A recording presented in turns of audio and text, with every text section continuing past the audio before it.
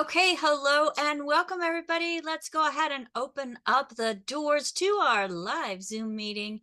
Folks, if you are watching one of our replays and you would like to be live, part of our audience here on Daily with Doc, you are welcome to do so Monday through Friday from 12 to 1 p.m. Pacific time.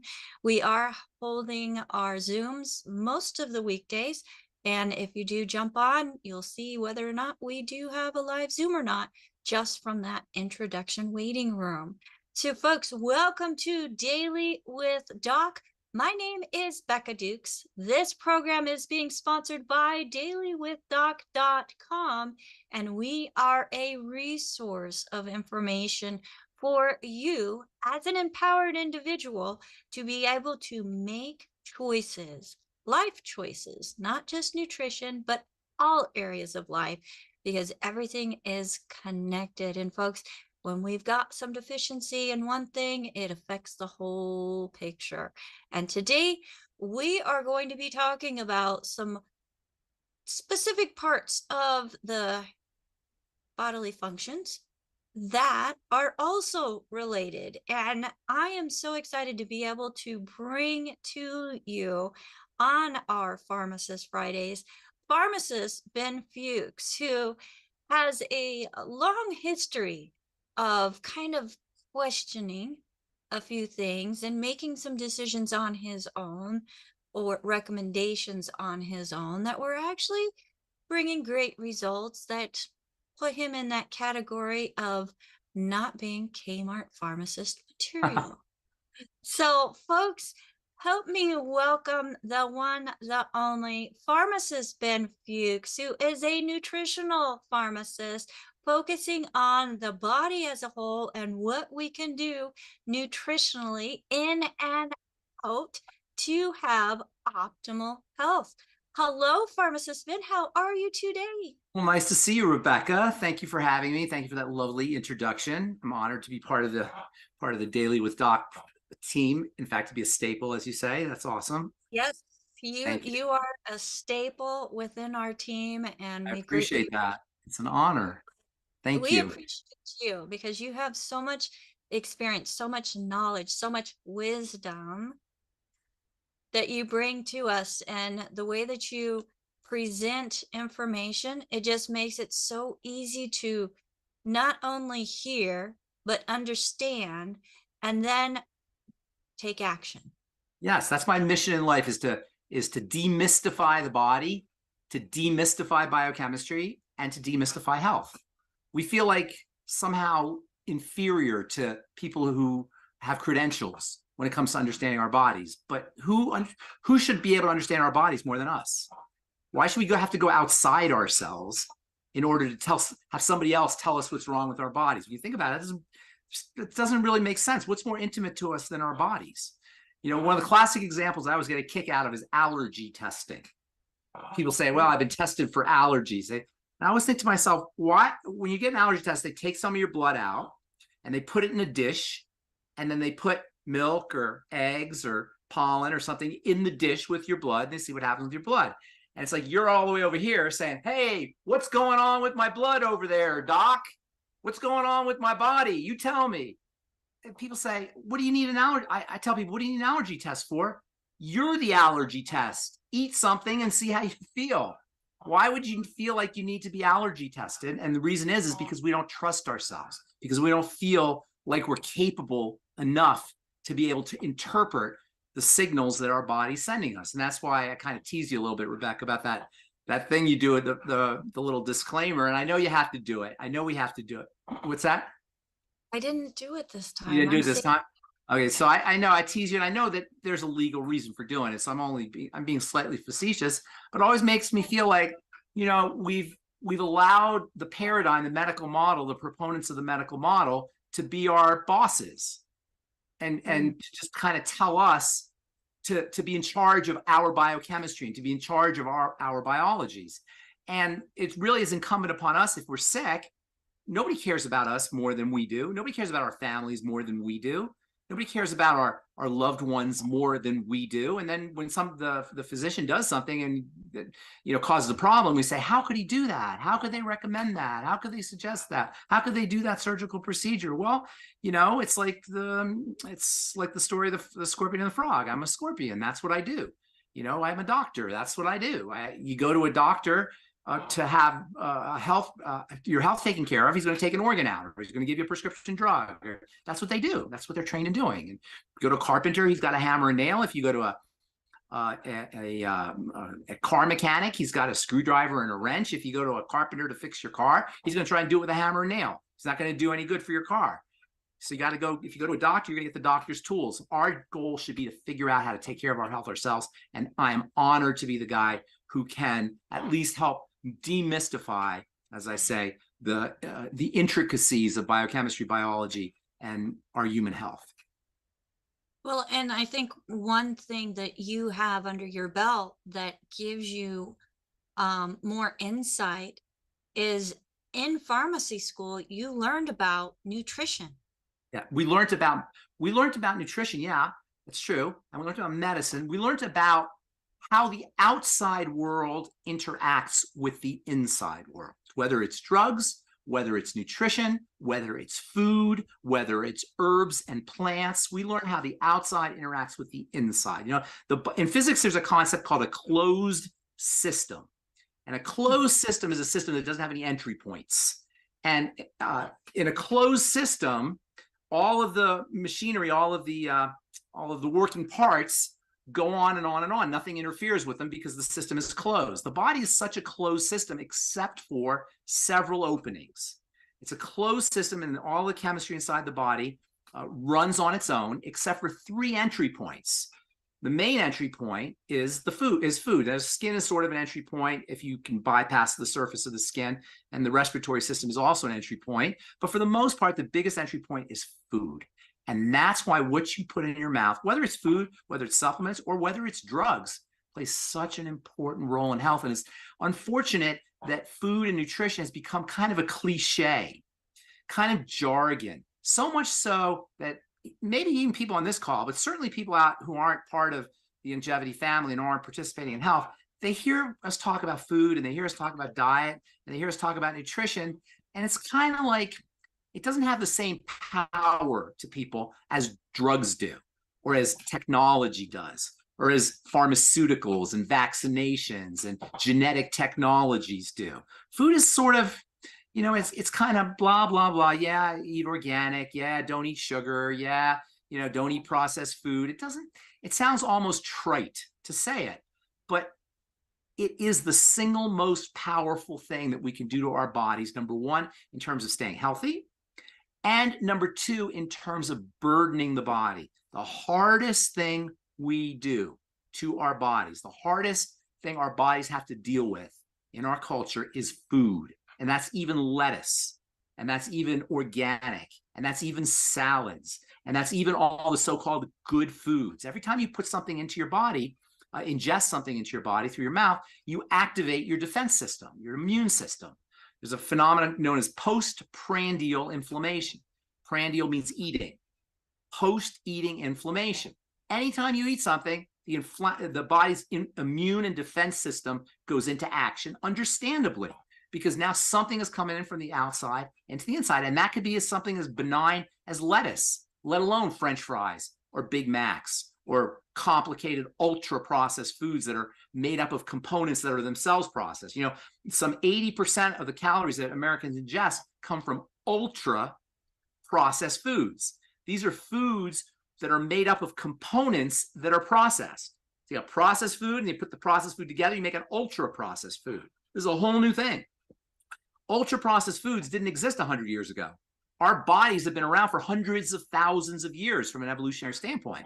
500,000 years, maybe even a million, maybe even 2 million years, depending on how you look at it. Yet in the last mere 100 years, we completely changed the way we eat. So of course, we're going to have health problems. Of course, we're going to have immune issues. The answer is not more vaccinations. The answer is not more drugs.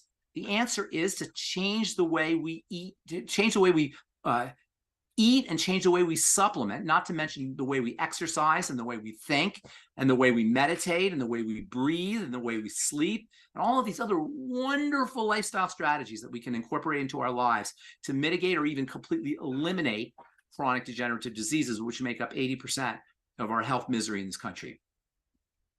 When you were talking about the post-eating and the way that you feel, that goes back to allergy testing a little bit, right? So How do you mean? Well, you eat something, and how does your body respond? Yes. And that requires a certain vigilance that a lot of us don't have. Body awareness is really, really important. You know, I talk to people all the time who have a health challenge. I can tell you, if you have a chronic long-term health challenge, you almost by definition have a digestive issue. It's the first point in the triangle of disease, right? And I talk to people and they'll have something like an autoimmune disease, or they'll have a skin problem, or a neurological issue or whatever. And I'll ask them about their digestive system. And more often than not, people say, oh, my digestion's fine. And they don't, and I have to say, well, you know what? Where there's smoke, there's fire. You know, if you have smoke, you can't say, well, I put fireproofing in my house, so I don't have to worry about a fire. No, you better worry about a fire, whether there's fireproofing or not, because you're smelling smoke. And likewise, if you have an autoimmune symptom, there's fire. There's a digestive health issue. If you have an autoimmune system, every bit as much as if you have smoke, you have fire. But people don't know. It's not like they're lying. They just don't know. They don't realize. And then you'll talk to them a little bit longer and they'll go, oh yeah, I have a little heartburn. Not realizing that heartburn and GERD are part of the digestive system. Or they'll say, oh yeah, I feel a little crampy after I eat. Well, not realizing that intestinal cramping has something to do with the digestive system. It's not like people are being dishonest. It's like we're just so out of touch with our symptomology. So job number one is to pay attention to your symptoms and try to pay attention to the really subtle symptoms, because the body will give you subtle symptoms, but eventually those symptoms will not be subtle. And that's what you want to prevent. You want to hear the symptomology while it's still subtle. By the time it's screaming, it's almost like the body's talking to you. You know, it's like it whispers first. I didn't like that. Please don't give that to me again. And then it speaks a little louder. I said I didn't like that. And then it says a little louder. Please don't put that in me anymore. And then finally it goes, intestinal disease, IBS, got colon cancer. It yells eventually, and that's when we finally pay attention to it. So one of the first things to freeing, this is really about liberating ourselves from the paradigm, from the medical model, from medical tyranny. Really, one of the first steps is to have body awareness, is to have an understanding of this, of what a symptom really means, of how the body is reacting to certain things that we're doing. You know, and it starts off very, very subtly. That's true. But they're always going to, if you have a health challenge, there's always going to be some kind of symptom present that you can spot.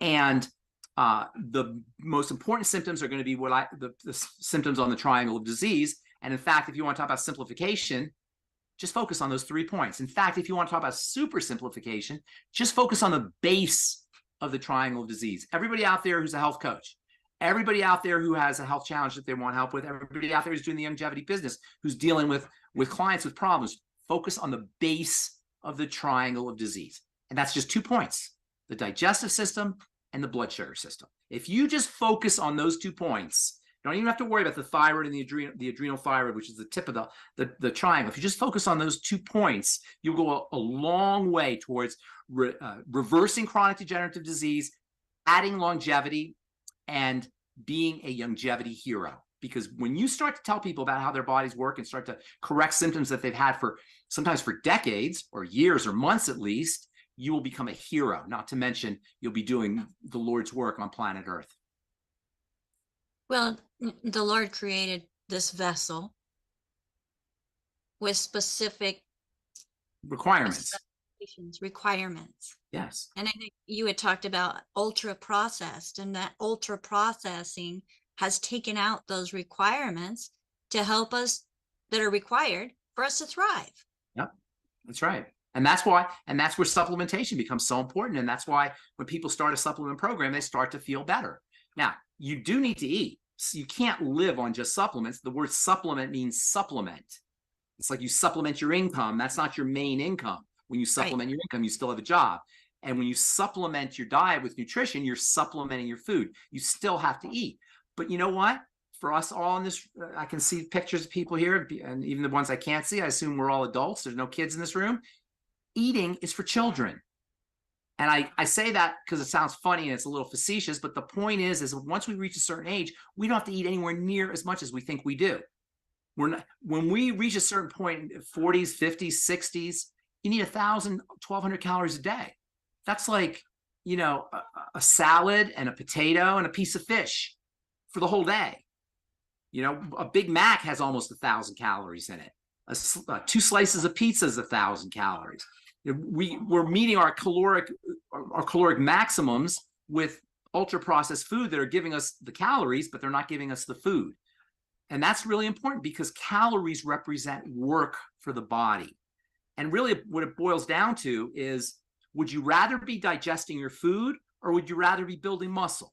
Would you rather be digesting food or would you rather be fighting viruses and colds? Would you rather be digesting food or would you rather be reducing or eliminating or preventing wrinkles? Would you rather be digesting your food or would you rather have a stronger heart? Would you rather be digesting food or would you rather have more energy and more joie de vivre? So that's really what it boils down to, is that the body has a limited amount of resources and it's going to use those resources for either digesting food and processing food or living a great life. You know, it seems to me like it's pretty obvious we want to live a great life. The thing about the calories is, under ordinary circumstances, and by ordinary circumstances, I mean historically, and from an evolutionary perspective, when we got calories, we got nutrition. They came together. So calories represent work. Calor means heat. Calories represent work in the sense that the body has to deal with all that energy and all that heat. And the way the system is supposed to work, vitamin C and vitamin E and vitamin D and minerals and essential fatty acids and essential amino acids help the body process those calories. But when you have a processed food, those nutrients have been removed, divorced from the calories. And so we just get the calories, but not the nutrients. And now the body has to do all of this work and it has to utilize its precious nutritional resources, which should have come in from the food, but which are being stored in the body. So our food today costs us nutrition instead of giving us nutrition. By the way, the same problem occurs with drugs that nobody talks about, except we've talked about it here on this program, and I've been talking about it for years. And no medical professionals or pharmaceutical professionals will tell you this, but every time you take a drug, it costs you vitamins. Every drug you take costs you vitamin C to detoxify that drug. Costs you vitamin E, costs you coenzyme Q10, costs you essential fatty acids, costs you magnesium and copper and zinc, which are all required to detoxify that drug. So when you eat a food that's processed or you take a prescription drug, what you're doing is you're depleting your body of nutrients that are required to process that drug or that food, which is why supplementation with your food and with your drugs is so important. And you can tell everybody, for you healthcare, for health coaches and people selling longevity, tell everybody out there, if they're on prescription drugs, they need longevity supplementation, the Healthy Start Pack, more than anybody, because they're depleting their body of nutrients, and the nutrients in the Healthy Start Pack will help replace those nutrients and help the body detoxify the drugs. Same with people who are smoking cigarettes, same with people who are drinking alcohol. Nutritional supplementation is extra important for people who aren't taking care of their basic needs or are putting poisons inside their body or subsisting on processed food. Sometimes people say, well, I don't really care about that. I smoke and, you know, it doesn't really matter. And I drink and, you know, I'll just take prescription drugs. No, you need the supplements more. You need the Healthy Start Pack even more than somebody who's not on prescription drugs. And that's extremely important because 60% of Americans are on 1 or more prescription drugs. 40% of Americans are on 2 prescription drugs on a daily basis. 50% of Americans have taken a prescription drug within the last 30 days. And I know I haven't taken a prescription drug ever since maybe antibiotics when I was a kid or years ago. And so somebody's taking more. And a lot of you guys are the same way. So, you know, our customer base should be made up not just of people who care about their health, but also for people who aren't taking care of themselves. At least they can mitigate some of the damage that the drugs and the McDonald's and the poor lifestyle choices can have. So you had mentioned people that are taking pharmaceuticals need more because their body's being overworked, Right. robbed of. Can we go a little bit into the pharmaceuticals that are like calcium blockers Oh, you like those? The calcium channel blockers? or potassium Yeah. binder? Well, you know, you'll notice with drugs, there's always the word blocker or inhibitor or suppressant or anti, you know, drugs block things. Drugs don't support anything, they block things. And so one of the strategies that doctors will use and the medical model will use, and this isn't about picking on doctors, by the way. I always have to say that. We have a tendency to pick on doctors. And I have a lot of friends who are doctors, and they're, by and large, the vast majority of them are really good people. They want to help. They want to make a difference. This is a question of the paradigm, the model, the way we view things as a culture and as a society. That's where the problem is. It's not the individual doctor. So the paradigm says that if something is wonky in the body, we can block something to make it better. And nothing exemplifies that idea more than what they call calcium channel blockers. Calcium channel blockers, as the name implies, block the calcium channel. So what is the calcium channel? Well, it's all about the cell, first of all. And that's a very, very, very important distinction that the paradigm doesn't make and that we should be making. And that is that the body is made up of little conscious creatures called cells. It's not like, you know, when it comes to health and wellness, it's not about the heart. It's about the heart cell. It's not about the kidney. It's about the kidney cell. It's not about the thyroid. It's about the thyroid cell. We always talk about the heart, and we always talk about the liver and the kidney and the intestines and the lungs and the spleen, all the different parts of the body, but it's really about the cell. And so when you're sick at the level of the cell. And so what doctors have figured out is that, or the paradigm has figured out, is that there's too much energy going on. We can block things and we can stop the energy from happening. And the classic example is a calcium channel blocker, which is used largely for the heart, for the cardiovascular system, for the blood vessels and for the heart. So you say, what exactly is happening? Well, calcium turns things on. You know, we're conditioned to believe, and it seems kind of, it's easy to picture calcium as a rock, calcium is a stone. And it's easy to picture that the bones are made of calcium. So when most people think of calcium, they think of the bones, right? They think of the structure, the skeletal structure of the body, and that's easy to visualize. But calcium's main role in the body is not for the structure. Calcium is an on switch. It switches things on. It's the main on switch, in fact, in the body. So there are holes or pores or channels, if you will, in each cell that calcium goes through. And when calcium goes through, it switches the cell on.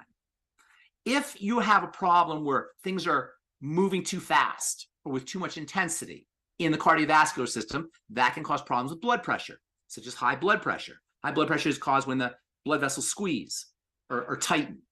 And that causes the pressure to become higher, much like when you squeeze a garden hose, the pressure comes higher. Or sometimes the energy in the heart will be intense, and it will cause the heart to fibrillate or to shake or to vibrate or to speed up for the heart to race. So doctors or the paradigm wants to think, how do we slow it down? How do we relax the blood vessels? How do we slow down the heart? Well, because calcium's an on switch, if we could block the channel and keep calcium from getting inside the cells, that'll calm everything down. Boom, no problem. That's how calcium channel blockers work. Well, it turns out that in nature, in the body, there is a natural calcium channel blocker. There's a natural molecule that lives in balance with calcium, so that when calcium levels get too high, this other natural nutrient will balance out the calcium. It's nature's own calcium channel blocker, which is completely non-toxic, and that's magnesium. And it turns out that magnesium has the same effects, although not as intense, because drugs are really intense, has the same general effects as a calcium channel blocker. It relaxes things. Calcium turns things on, Magnesium relaxes things. And it turns out that magnesium deficiency is one of the most common nutritional deficiencies that there is, because the main sources of magnesium are foods that people don't usually eat, and that is greens. Those are the best sources of magnesium. In fact, magnesium is green. The color of magnesium is green. So wherever you see green in nature, or even in not nature, in paint, for example, or in ink, it's the magnesium that's making it green. So the best sources of magnesium are green leafy vegetables, greens. Magnesium is the center of the chlorophyll molecule. In fact, the chlorophyll molecule in plants is almost identical to the hemoglobin molecule in people, except the hemoglobin molecule has an iron mineral right in the middle of it, and the chlorophyll molecule has a magnesium element right in the middle. It's very interesting how except for the magnesium and the iron, the shape of the chlorophyll molecule is almost exactly like the shape of the hemoglobin molecule, except one has a magnesium in the center, one has an iron in the center. And so magnesium is nature's own calcium channel blocker. I remember we watched a movie in pharmacy school in the 1980s. This movie came out in I think it's the 70s. And it was a movie about a new drug, a new class of drug, a new drug that was the first of a new class of drugs that came out. It was going to revolutionize the cardiovascular health business. And this is how old I am. This drug has been around now. It's been around for 50 years, and or almost 50 years. And in the movie, they talked about how wonderful this drug was, how it's going to change heart health and the heart health business, and all the pharmacists were all listening, paying attention to this movie. And the movie's about, I don't know, 45 minutes long or so. And the first 10 or 15 minutes was how great the drug was. And the last 30 minutes was some lady reading the side effects. For 30 minutes, she read side effects. She literally, literally 30 minutes and you can see if you'll ever look at the package insert on a drug, you'll see that the side effects there's a lot of side effects. So this lady was reading them, and she wasn't reading them slowly. She was reading them fast, and it took her 30 minutes to get through all of them. Well, this drug was called Inderal, was the brand name. The generic name is propranolol, and it was the first of a drug called beta blockers. And these came out a little before the calcium channel blockers. And beta blockers are still the standard of care for heart disease, for heart issues, for people who have heart disease, or people who have congestive heart failure, or have heart attacks. Metoprolol, or that's the big one now. But there's, anytime you see OLOL, O-L-O-L, that's a beta blocker. And they're the standard of care. And anybody who's been on metoprolol or propranolol know that one of the first things that happens when you start taking this drug is you feel like you can't get out of bed. You don't want to do anything, because it's shutting everything down. You're shutting your heart down. You're literally, with these calcium channel blockers and that block the calcium to the heart cell, or beta blockers, which block the beta nervous system.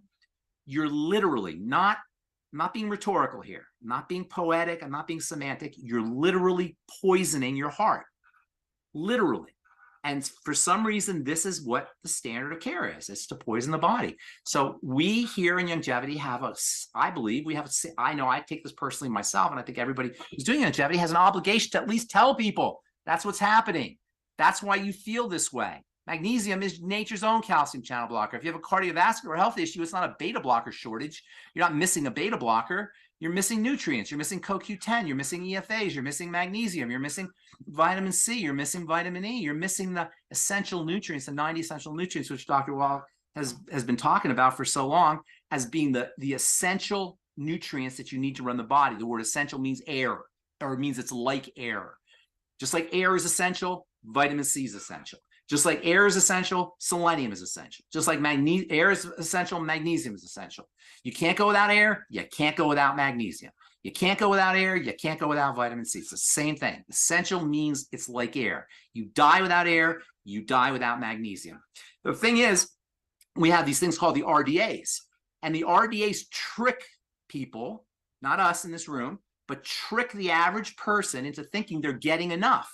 Because the thinking is, if I'm not getting a disease, then I'm getting enough. We're leaving health on the table. We're leaving longevity on the table. We're leaving joy for life and energy and immunity on the table. We're leaving youthfulness and beauty on the table when we don't take advantage of the mighty 90 essential nutrients in the Healthy Start Pack and all wonderful longevity supplements that Doc and the longevity folks have formulated. And I have a lot of people that'll say, "Oh, that has way too much. Way too That has much. Way too much. Yes. based on RDA." And I'm like, Yes. well, ridiculously deficient allowance. Exactly. The ridiculous deficiency allowance. That's how I look at it. And we're Yeah. leaving our decades on the table. You know, every year the longevity drops in the United States. Again, this year, longevity drop in the United States. Men are now at 73 years old. Well, I think 73. Women are a little bit longer, 78. We have to be longer. Somebody's got to take care of stuff. But so you were talking about, poisoning our body with these pharmaceuticals. And I know that some of those side effects affect kidneys and liver. Yes, we're going to talk about the kidneys, okay? Let's talk about the kidney. Yeah, the kidney disease is rampant. It's almost an epidemic, and you can reverse kidney disease. Here's the thing about the kidneys, okay? And I think you told me, was it you told me, Becca, we're talking about the kidneys, and you had somebody who was on dialysis, and we hear this all the time. People on dialysis get off of dialysis. So the doctors will tell you you're never going to be off dialysis. There's nothing we can do. You can reverse kidney disease. It is reversible. The kidneys are so important that God gave us two of them. There's redundancy in the kidneys. And there's so much redundancy in each kidney. Not only do you have two of these things, but there's each kidney has so much redundancy that you could be down to 20% kidney function and not even know it, unless you get tested. It's not until you get down to under 20% or 15% that it really becomes a life-threatening serious situation. There are people who are under maybe 20%, maybe 30%, let's say. But the point is that 70% or so of your kidneys can be not working and you're still okay because there's so much redundancy because the kidneys are so important. Kidneys weigh maybe about 150 grams, maybe a third to half a pound each, maybe a little bit more depending, somewhere between a third and a pound, or let's say. They're about 5 inches long. And within that 5 inches, you've got 8 miles of blood vessels. Can you even conceive? I mean, how does that happen? Well, it happens because the blood vessels are so tiny and they're wrapped around, really wound, really, really tight. Almost like if you ever seen broke open a baseball and you see how the rubber band is like wrapped around really, really tight, and you pull the rubber band, and it's like, probably maybe a mile of rubber band wrapped around real tight around this little core in a baseball. It's the same way in the kidneys. The blood vessels are wrapped really tight. And the reason there's so much blood vessels and they're wrapped around really tight is because this is how the kidneys accomplish their filtering role. The filtering process occurs as blood is flowing through these very tiny blood vessels. They're microscopically small. You can't see them with your eye. They're tiny, tiny, tiny, like you take a hair out of your head and then divide it up by 10 times. And that's how thin these blood vessels will be. And so the blood is passing through these blood vessels.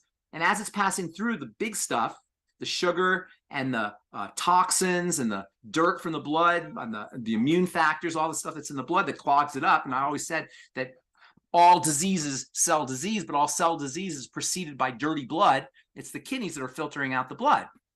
The problem with the kidneys, with the kidneys' role as a filter, is by nature of its role as a filter, it's going to be subject to toxicity.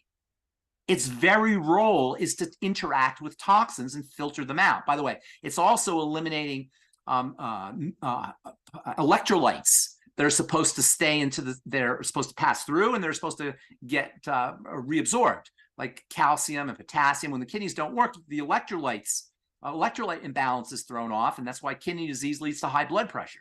So one of the biggest problems, one of the biggest toxins associated with kidney disease is a toxin that we put in our mouth all the time, and we don't even think of it as a toxin because to the taste buds, it doesn't taste toxic, but to the body, it is treated as such. It's treated as a toxin, but it tastes delicious. That's a problem, right? Because it tastes so delicious that we can't stop eating it, but to the body, it's toxic. Now, the body needs a small amount of this. Of course, I'm talking about sugar. And the body needs a small amount of sugar, and without a small amount of sugar, you're going to be in big trouble. So as hard as it is to believe, up until 100 years ago, 150 years ago, there wasn't a lot of sugar. Sugar was very hard to find, and sugar was an extremely valuable commodity up until the 17th and 18th century. In the 17th and 18th century, they started to figure out how to get sugar cheaper and how to grow it in a more efficient way. In Europe, you couldn't really grow sugar. Sugar only grew in Asia, and then when they came to the New World, the so-called New World, what do you think the first thing they figured out to do was grow sugar? So the queen could have hot chocolate. She could put sugar in her coffee and hot chocolate and tea, whatever they were drinking back then. And that's actually how the whole New World started. One of the main impetuses for the discovery of the New World was to figure out a way to grow sugar and among other spices. And it's really interesting how the world really evolved. Our world went from caveman days to indigenous tribal days to the more advanced culture throughout history, was basically so kings and queens could have riches. And so rich people could have spices and delicious foods. And that's how the whole world evolved. And so anyway, once we figured out how to ingest sugar, they start to how to process sugar and how to make sugar and grow sugar, they start putting in everything.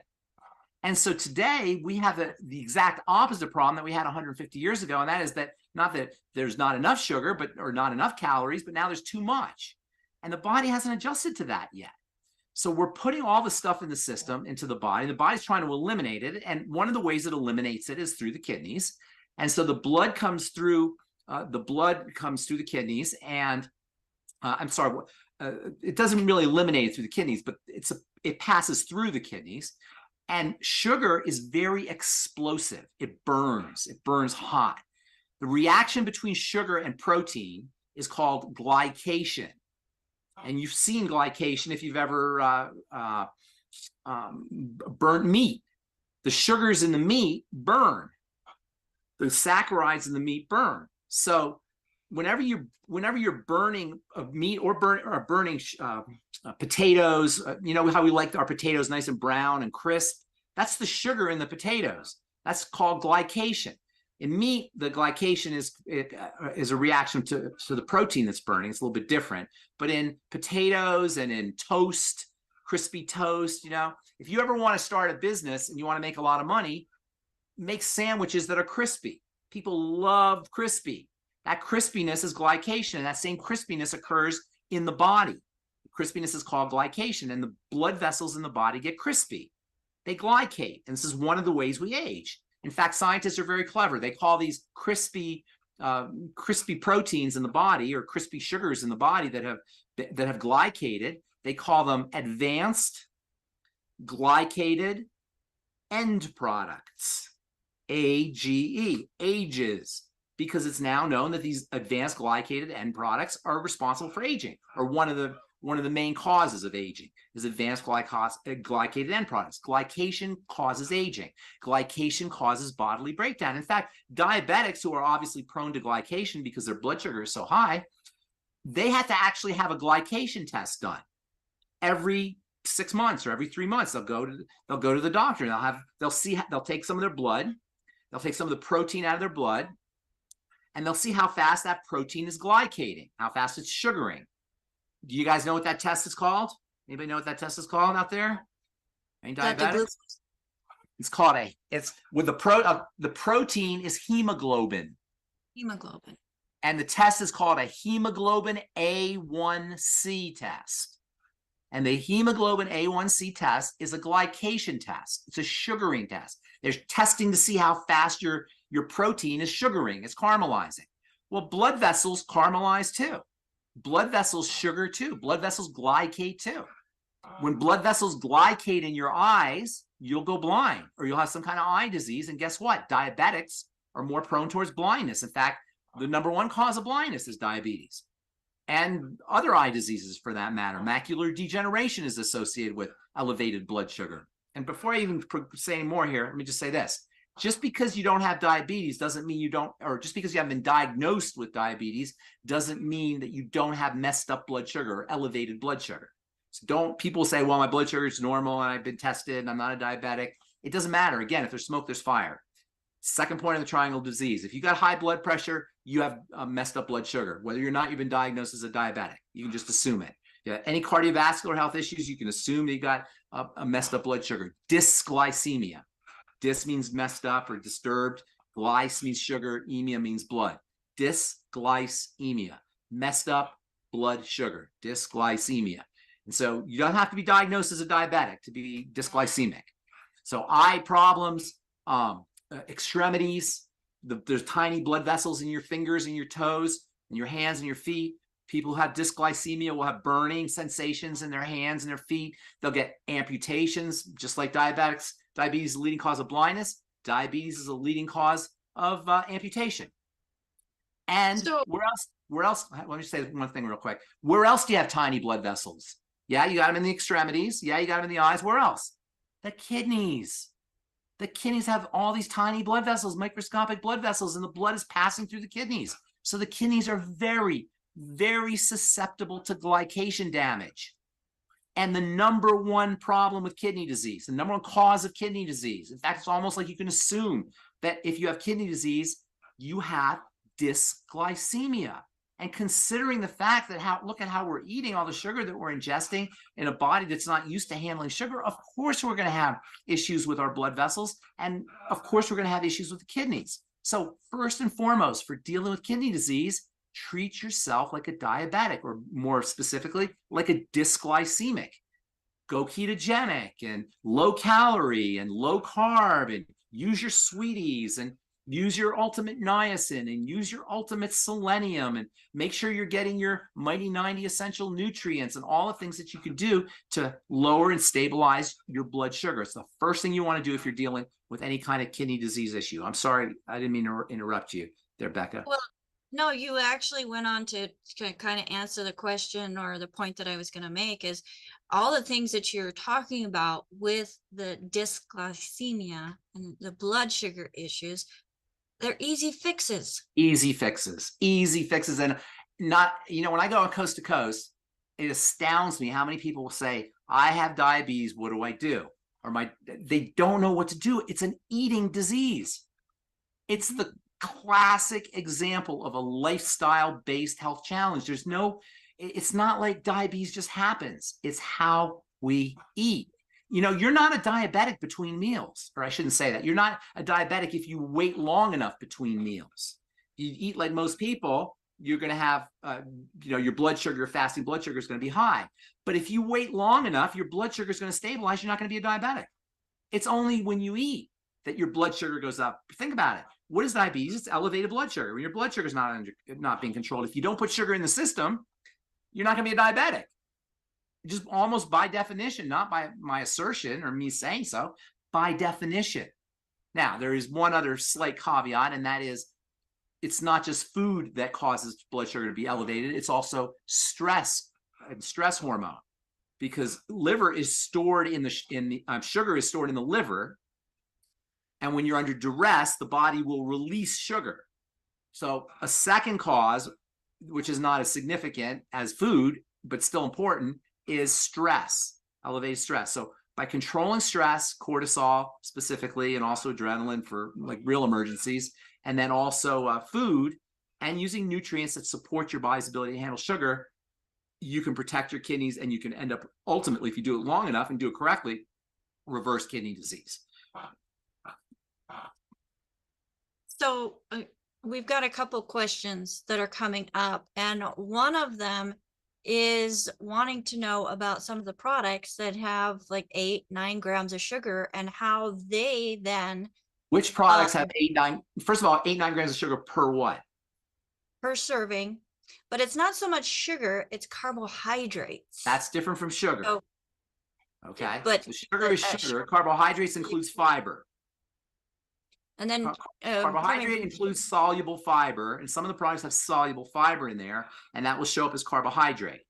But that's not handled by the body the way sugar is handled. Sugar goes instantly into the blood. Fiber is by definition not digestible. Soluble fiber and insoluble fiber are not digestible, but they still count as carbohydrates. So for example, inulin.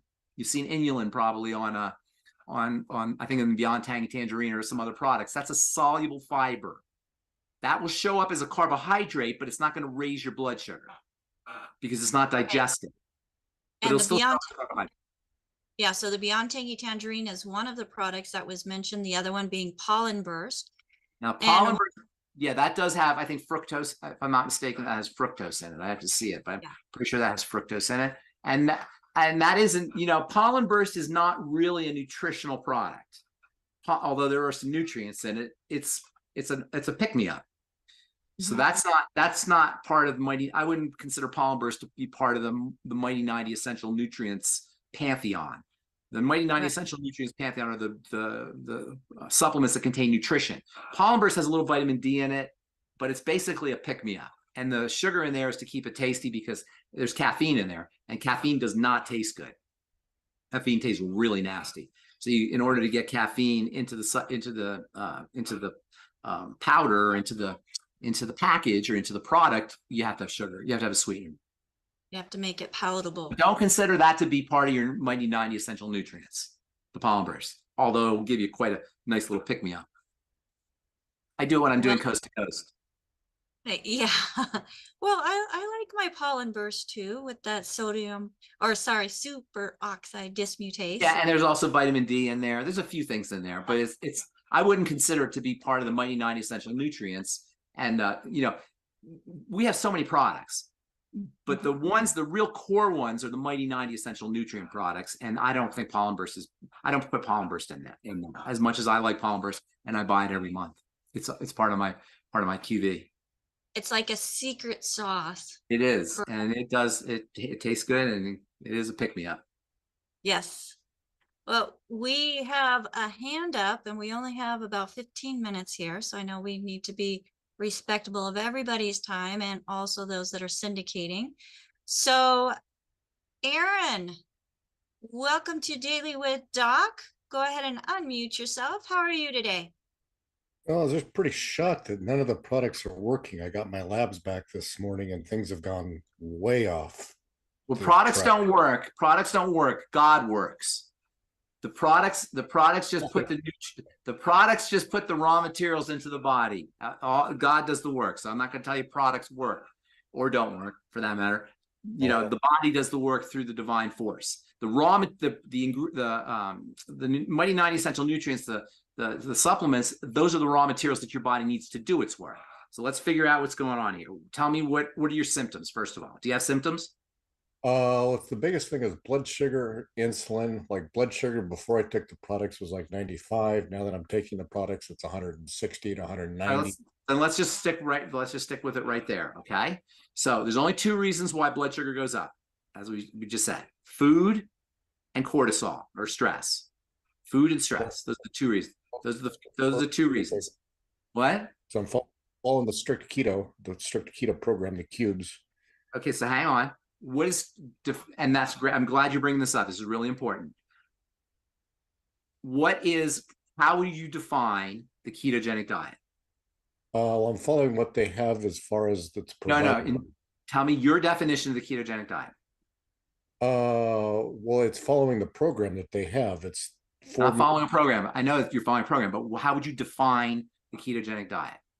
Low protein, low carb, or no carb, and high fat, healthy. Okay, let's hold right there. Low protein, low carb. Or you said low protein? Did you say low protein, low carb? I'm just trying to repeat back. Low protein, low carb, and then what was the last one?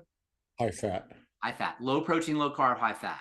Okay, what's the one thing that you just missed out of the ketogenic diet?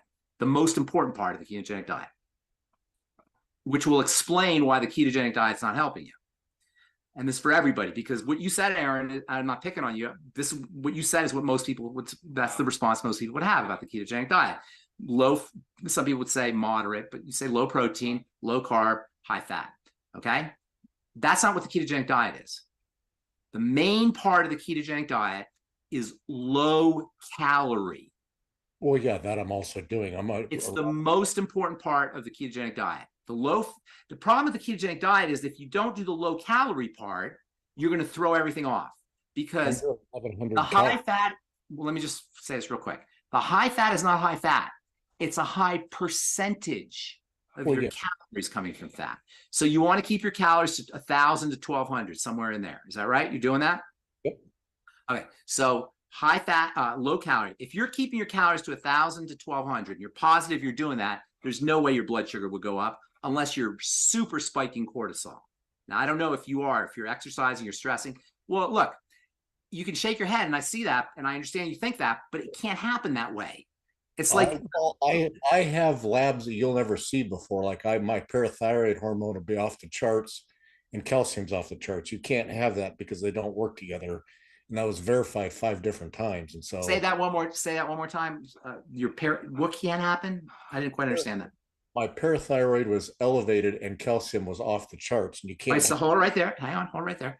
Why would your parathyroid, what part of the body would be involved with parathyroid and the calcium that also is involved with blood sugar? We talked about that. And that's in the interest of time, I'll just answer the question for you. It's a kidney issue. Okay. So what's happening is, for some reason or another, your parathyroid doesn't think you're getting enough it doesn't think that you're getting calcium. So it's releasing parathyroid hormone in order for calcium to come out of your bones.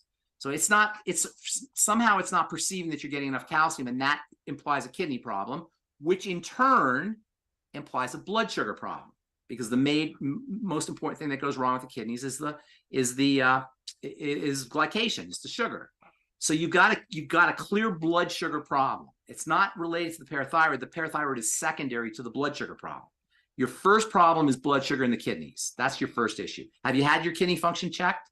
Oh, everything's fine. And I'm taking the sweeties, taking all of this blood sugar stuff that you need to take, and nothing works. Then do this. Are you testing your blood sugar yourself? Oh, yeah. Yep. Okay, so do this. This is what I want you to do. Okay. Can you fast? Oh, yeah. I fast every day for a minimum 16 hours. Do you fast for 2 days? I wouldn't do that. No, I would. Can you fast for a day and a half? Oh, no, I can't even do that. I'd be sick. Can you fast for 1 day? No. 24 hours. 16 hours is pushing it. 16 hours is pushing it. You can't push it. What happens? You're just going to pass out? Oh, yeah. Yeah, I would not be. Okay, you just wouldn't feel good. Yeah. All right. Well, if you can pass, if you can do it, you look like a strong, tough guy there, Aaron. I'm sure you can pull through another 8 hours. But say you can't, just stop at 16 hours. Take your blood sugar after 16 hours of fasting. Oh, I do, and that's where and it's still high. Well, it's gotten worse with the products before. No, stop. After 16 hours of fasting, forget products. After 16 hours of fasting, is your blood sugar still high? Yes, it's anywhere from 101 to 150. 101 is not high. 101 is not high. 101 is okay. Is it after 16 hours of fasting, you're at 100? It's way too high. You should never be over 80. It's a little bit high. That's true, but it's not like danger zone or anything like that. So if you're at 100 after 16 hours of fasting, 101 to 150-ish. 150-ish after 16 hours of fasting? Oh, yeah. That sounds, there's nothing. If you don't have any sugar in your blood, how can your sugar be high? That's okay. Well, I'm going to tell you the answer. Okay. Because remember, there's 2 places where sugar comes from. Yep. It comes from food and it comes from the liver. Okay. Why would it come from the liver? To address an emergency. Yep. It's one of the ways the body deals with emergencies is by releasing sugar from the liver. So what that tells me is your body is perceiving emergency. If your blood sugar is high, even though you're not eating, that means you're secreting sugar out of the liver in response to emergency hormones. That's cortisol. Okay. What's that? Insulin levels got a lot worse after taking the products. Insulin was 8, and now it's like anywhere from 17 to 30. They're not products. You keep calling them products. They're nutrients. A nutrient, whatever it is. It's just made it. Yeah, I got it. I understand what you're saying. Nutrition is not going to make your blood sugar go up. Well, it's nutrition. Nutrition is not going to do it. I got to see what products you're taking, but I'm assuming you're taking just nutrition. So assuming you're just taking nutrition, that's not going to make your blood sugar go up. Metabolism will make your blood sugar go up. Products aren't going to, or supplements aren't going to make your products go up. Nutrients aren't going to make your blood sugar go up. So something is making your blood sugar go up. And there's only 2 things that could do it. Now, You're saying, I'm going to just go take you at your word that you're eating 1,000 calories a day. I'm just going to believe you on that. You're a very rare guy if you're doing that, but let's say you are doing that. So it's not going to be from food. It has to be from the liver. Sugar doesn't just get into your body through the air. It doesn't, it's not osmosis. It's coming in either through food, and you said that that's not it, or it's being released from the liver. It only gets released from the liver under conditions of emergency. Okay? It's called you know what I'm saying? It's a stress. It's a stress issue. Elevated blood sugar is a stress issue if it's not a food issue. It's only two places. So if it's not food, and here's the thing. We have to find it. I can't help you find it. I can just tell you where it's coming from. I'm not with you, so I can't see what you're doing or how you're living your life, but I can tell you from a biochemical perspective, from a biological perspective, there's only two ways sugar goes up: food or release from the liver, secondary to stress hormone. Whether that stress hormone is adrenaline or cortisol. Have you had your cortisol checked? Oh yeah, I've had a 4-point index and it's fine. And same thing. Well, so what you're saying is like biochemically impossible. Everything's fine except your blood sugar's up. I mean, I don't know what to tell you. If everything's fine and your blood sugar's up, then you are an anomaly, a miracle from God that somehow has your sugar going up with everything else being normal. I can't lose weight. I've been that way my whole life. I could eat 5 calories a day and I would never lose weight. I would gain weight. Are you overweight? Plump. I mean, I've never been ripped by any means. Is it around your belly? Correct. Yeah, those are all classic manifestations of blood sugar, of dysglycemia, of messed up blood sugar. I mean, what you're saying, I'll tell you what, instead of just going back and forth with you on this call, if you want to call me, I'll be happy to work with you. But Aaron, your job is to find where this is. My job is not to find where it is. My job is to tell you the chemistry. Your job is where to find where it is. I can't fly out to wherever you're at and kind of watch what you're doing, straight through. You have to do that and pay attention to what you're doing. But I'm happy to help you point it out.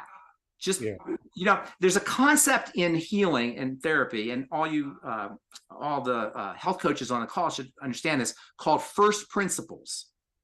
The first principles are the premises that you go with in order to address health challenges or problems. One of the first principles, there's a lot of first principles. One first principle is the triangle of disease, which we talk about all the time. Underneath all health challenges are the digestive system and the blood sugar.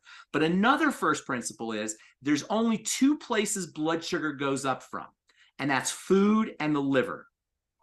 It's only two places. There's no sugar that gets released from the bone. There's no sugar that gets released from the brain. There's no sugar that gets released from the heart. It has to come from the liver. And it comes from the liver as a stress management system because sugar gives you energy. So your body, if your sugar's elevated, your body thinks it needs energy. So it's releasing it from the liver in order to get you to run from a saber-toothed tiger or from your dysfunctional family or whatever it is that you're running from. I don't mean that literally. I mean, metaphorically, the body's running from something. So the sugar's being released from the blood. Your issue is to see, why is my sugar being released from the blood? It doesn't get released unless hormones tell it to get released. The two major hormones are cortisol and adrenaline. Those are the two major sugar release hormones. Things were getting better, but once I took the sweeties and took the products, then it just went right off the rails. It just shot off. Well, you also told me that when you fast, your blood sugar is still 150 after 16 hours of fasting. Well, that's with the products. I don't know what it would be if I quit taking the products. What would happen? Quit taking everything. Yep. Quit taking everything. Fast for 16 hours, ideally for 24 hours. You're sleeping for 8 of those hours, Aaron. Come on. You can go to sleep, fast for 16 hours and go to sleep, wake up the next day and take your blood sugar. And blood sugar, by the way, will be higher in the morning. Correct. Blood sugar is always going to be higher in the morning. So another strategy, I forgot to mention this, another great strategy for lowering blood sugar, and this might be something that you want to pay attention to, is water. Correct. Dehydration will concentrate your sugar. Dehydration will concentrate your blood and so make your blood sugar higher. So drinking copious amounts of water, like a gallon of water a day, is a great way to lower blood sugar. Well, I'm using what's that? I'm using steam distilled, and I'm also using the fourth phase of water. There are 4 phases. A gallon a day? Yeah, there are 4 phases to water. So if you look at the 4th phase of water, then that's where Right, but just to get water in your system, are you doing a gallon a day? Correct. Yeah. Okay, And I'm you're doing a gallon a day. Your blood sugar is still high, correct. and And your cortisol. So let me just sum this up, and then I'd love to talk to you in person so we can work with you in person. But let me just sum this up. Your cortisol is normal. Your blood sugar is high even when you fast, and you're drinking a gallon of water a day. All those are, I said this correctly? All right. So from, I have to ask you a lot more questions, but all of these are, you're an anomaly. We'll put it that way. I wouldn't know how to help you, but in the interest of time, we're just out of time, but Rebecca? Yeah, what I was going to say is you can give me anything like morphine. You can give me 50 milligrams of morphine by IV and it won't even phase me. I have no effect. Yeah, but that still doesn't make sense. You're still a human being. You still got the same biochemistry, same organs as everybody else. So, you can't be making sugar like de novo from nothing. It has to come from food or it has to come out of the liver.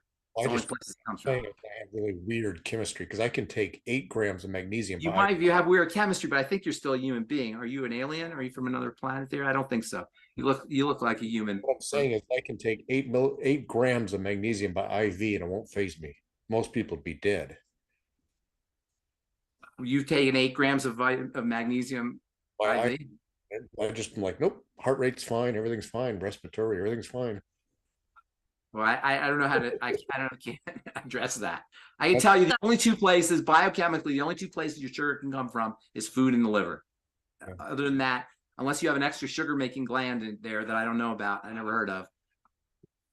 It has to come from the liver. It has to come from food. Yeah. All right. Well, thank you, Aaron, for bringing some great conversation here, because there's a lot of things that can be taken from that. You brought up a lot of interesting points, Pharmacist Ben, chemically, what can and can't happen, but there are going to be some anomalies, and there's always something that's slipping in there that's going to be causing things not to work as they should. So I think we had a great show, Pharmacist Ben. I know we've got more questions, more hands, but we'll be back next week. We'll be back next week. We will. Thank you so much, Rebecca, for everything you're doing. And get Aaron's phone number. I'd love to talk to him. So yes, I have Aaron's phone number, and he actually has yours now too. So awesome. Yeah, have him call me, or call you. We'll do a 3-way. Yep, sounds good. Thank you, everybody. Thank you, Pharmacist Ben Fuchs. I just want to say, everybody, you have been watching Daily with Doc on Pharmacist Friday. My name is Becca Dukes, and this content of this program, which he hates me to say, is for educational purposes only. Folks, when we are empowered with education, we can make decisions and become our own health authority. There's a lot of things the medical establishment does not want us to know, and what we can do on our own, because when you give the body what it needs to thrive, the body itself can do some amazing things. And as we mentioned in this program with pharmaceuticals, how many of you knew that when you're on pharmaceuticals, you need more nutrition, because those pharmaceuticals are robbing your body of what it needs to function properly? Get with the person that shared this program with you. Ask them questions. Say, hey, what are the 90 essential nutrients the Pharmacist Ben was talking about? I need on them because I'm on a bunch of pharmaceuticals. So if you apply to that, or you don't want to be on a bunch of pharmaceuticals, you want to get that 90 essential nutrients also. If I could get my team on the screen with me, I just want to do a quick shout out, as we have my assistant to the executive production manager on with me, AJ, who's the last one to come on screen, of course, helping get the program out onto the different platforms, helping me keep track of the questions and stuff coming in from the platforms. So just want to say thank you, AJ. We have Albert, who is helping to let people in and watch those cameras, and also the chat. making sure that I get information about questions that come up from there as well. And we have Marilyn, who is, we call her Fingers, because folks, she does some amazing dictation. And one of the biggest benefits of being here with us is being able to have that chat open during the live Zoom and see what is being said, restated in black and white through the dictation that Marilyn puts into the chat. We do have this program as a resource for a very large community that has a passion for people, a passion to help people thrive, not just barely survive. And as you heard on this show, you're not going to get what your body needs from food. It's ultra processed with the nutrition being taken out. You must be intentional in your supplementation. As I've seen many people commenting, especially out here on YouTube, going from taking multiple energy drinks a day and now, and being on a lot of pharmaceuticals and not being on pharmaceuticals, including those that are, psychiatric drugs, and being able to thrive as an individual in this life and not be comatose because of pharmaceutical effects or the ill effects causing on other parts of the body. Folks, give us 90 days, as Dr. Wallach says. And I just want to remind you that we are here because of a gentleman named Dr. Joel Wallach. He did some amazing research, even finding a mass die-off because of it was basically a fertilizer that was being used that killed off 500 lambs. It affected their thyroid. They could not maintain body heat on not even a very cold day.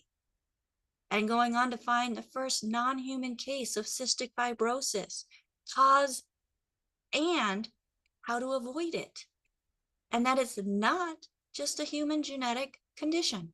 In fact, he's one of the founding fathers of the science of epigenetics that has proven the genetic theory to be incorrect, not valid.